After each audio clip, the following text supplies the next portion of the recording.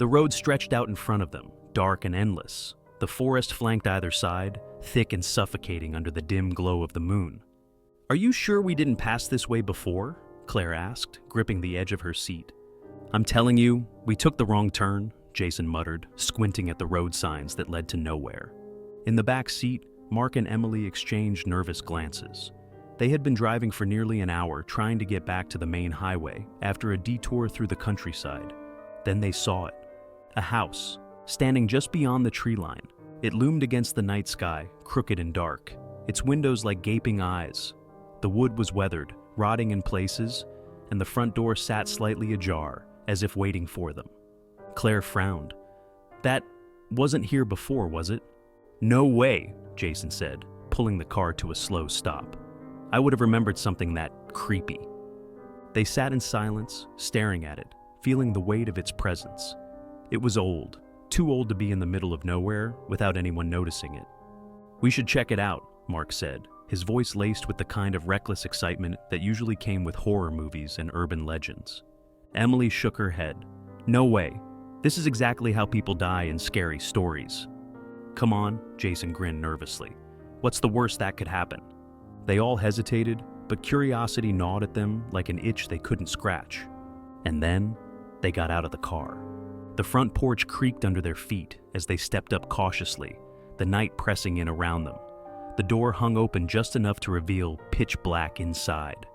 "Hello," Jason called, his voice swallowed by the house. No answer. Claire shivered. "I don't like this." Mark, always the fearless one, pushed the door open with a loud groan of rusted hinges. The stale smell of dust and decay hit them instantly. Inside, the air was thick, oppressive. Faded wallpaper peeled from the walls, and cobwebs hung like curtains across the entryway. The house groaned, as if it was alive, breathing around them. "This place is ancient," Jason whispered, running his hand along a cracked picture frame on the wall. And that's when they saw them. The photos. Framed in dust-covered glass, hanging on the wall in a neat row. Each one of them. Claire gasped, stumbling back. That's us." The photos showed the four of them, standing in this very hallway. Same clothes, same expressions of fear, taken that very night. Emily clapped a hand over her mouth. "How the hell?" Mark's face drained of color. This isn't possible."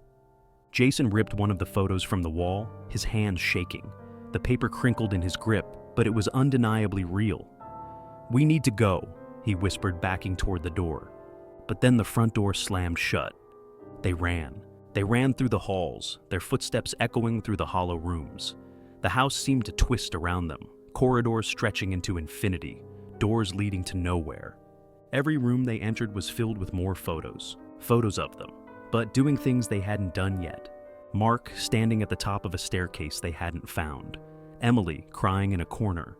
Jason, blood on his hands. Claire screaming. "This isn't real!" Claire sobbed, clutching Emily's arm. "This can't be real!"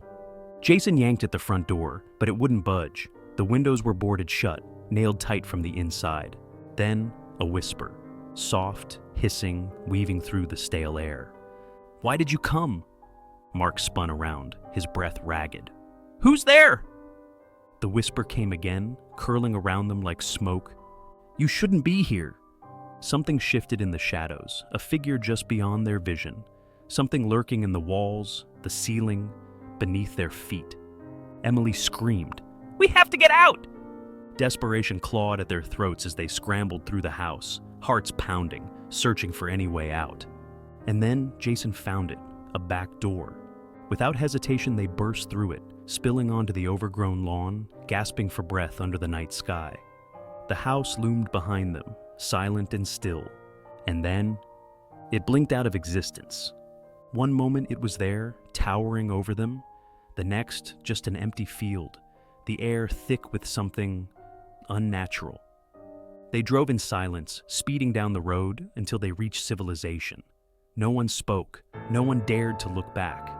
When they reached town, they tried to explain, to police, to friends. But no one believed them. The field they described was empty, untouched, as if the house had never existed. But they knew. they could still feel it. In the weeks that followed, they tried to move on, to forget. But the nightmares persisted. They dreamt of the house, of whispers crawling through their minds. And then the photos started showing up, in their mailboxes, on their phones, in their homes. Photos of them from inside the house. And always with the same note scrawled across the bottom. You shouldn't have come.